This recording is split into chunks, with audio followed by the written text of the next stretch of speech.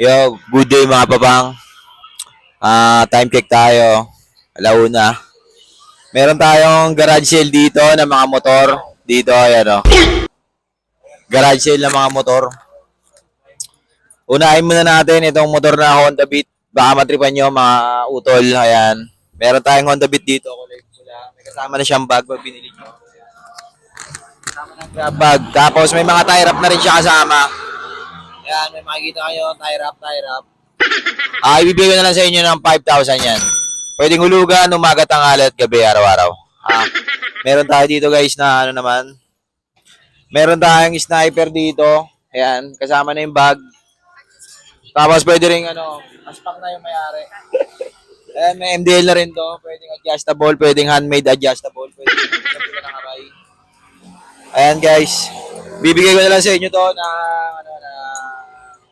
10,000K.